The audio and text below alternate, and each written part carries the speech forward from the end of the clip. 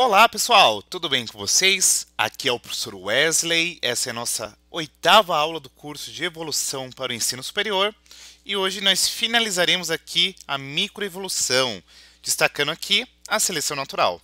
Portanto, os nossos objetivos, simplificadamente, são discutir o que é a seleção natural, passando-se aqui pelos tipos de seleção, comentaremos sobre seleção sexual, a relação entre seleção e adaptação, e os resultados aí do processo de seleção natural. Beleza? Então vamos lá?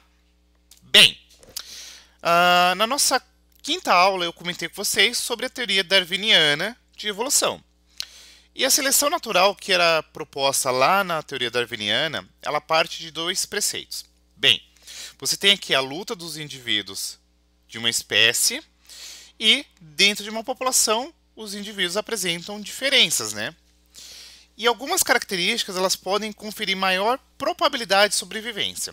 E aqui eu quero que vocês entendam que quando a gente fala de probabilidade de sobrevivência, intrinsecamente está atrelado com probabilidade de reprodução, ou seja, o indivíduo consegue chegar até a idade adulta e se reproduzir.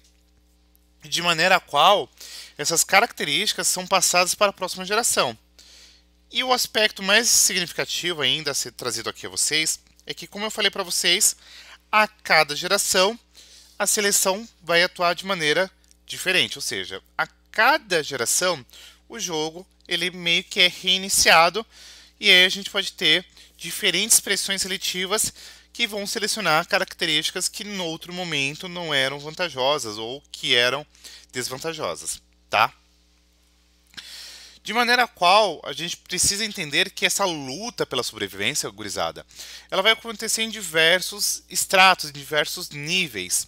Competição por gametas, competição entre predadores, a interação presa-predador, interação parasita e hospedeiro e por aí vai.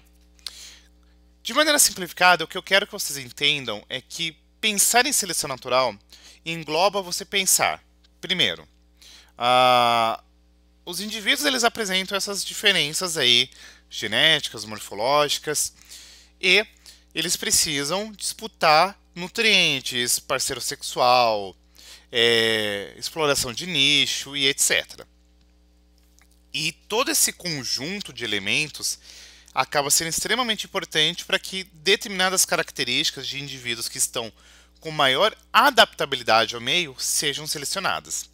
E se são selecionadas, consequentemente, serão transmitidas de uma geração a outra.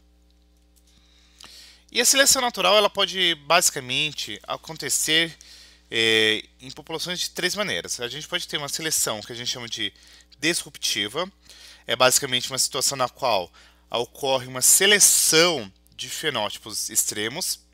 Nós temos aqui uma seleção que nós denominamos como uma seleção direcional, ou seja, ela vai selecionar os indivíduos que possuem fenótipos em um determinado sentido. E nós temos aqui a seleção estabilizadora, que seleciona aqui indivíduos que possuem fenótipos intermediários. Aí você deve estar se perguntando, tá, mas o que seria esse inferno aí de maneira prática? Então vamos lá, ó. Se liga nesse gráfico aqui, que ele é bastante elucidativo, ó. Na seleção disruptiva, o que a gente precisa entender? Que os fenótipos extremos eles são selecionados, tá? Então, o número de indivíduos aqui acaba por crescer. Na seleção direcional, apenas um dos fenótipos extremos acaba sendo selecionado. Então, a ideia é que, com o passar do tempo, o número de indivíduos com um determinado fenótipo, aumente. E a seleção estabilizadora, por sua vez, ela vai pegar agora um fenótipo que está entre os extremos, ou seja, um fenótipo intermediário, e o número de indivíduos, por sua vez, acaba por aumentar. Esses gráficos aqui são bastante recorrentes lá no ensino médio, ou até mesmo aqui no ensino superior, quando a gente vai observar o processo de seleção natural. Então, ó, a disruptiva, os fenótipos extremos são selecionados. A direcional, um dos fenótipos acaba sendo selecionado.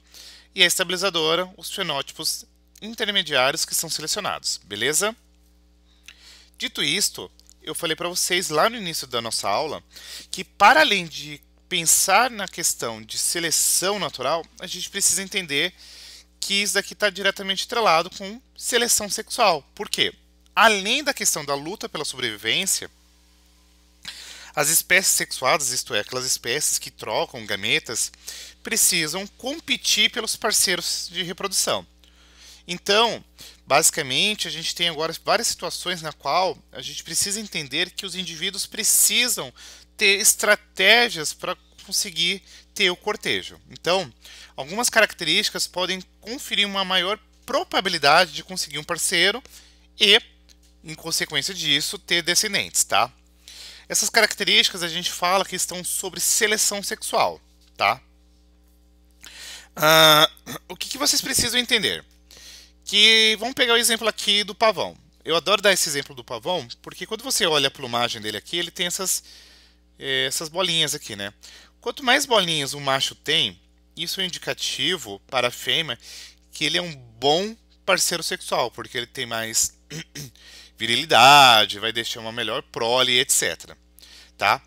E além disso, um aspecto muito importante é que quando a gente fala de seleção sexual, é interessante que ela explica, por exemplo, o dimorfismo sexual, ou seja, as diferenças sexuais entre machos e fêmeas. E algumas vezes, determinadas características são completamente contraditórias às relacionadas à sobrevivência, tá? Pensar em reprodução, em seleção sexual, não quer dizer necessariamente que é a mesma coisa que seleção natural. E nesse sentido, eu preciso que vocês entendam que a seleção é um único fator microevolutivo que promove um fenômeno denominado como adaptação. Por quê? Como eu falei para vocês, a seleção ela vai atuar aqui em todos os indivíduos de uma espécie, e dentro desses indivíduos aí vai ter alguns que têm características mais adaptadas ao meio e, por consequência disso, produzem mais prole, tá? Então, essas características que são selecionadas, elas vão aparecer em maior frequência na próxima geração. E nesse sentido, o que é importante trazer a vocês? Se essas características são herdadas, eu preciso que vocês entendam que os alelos que determinam também estarão em maior frequência na próxima geração, beleza? O aspecto mais significativo a trazer para vocês é o seguinte: a seleção natural não quer dizer necessariamente que ela ocorra para gerar adaptação. Existe uma relação entre uma e outra.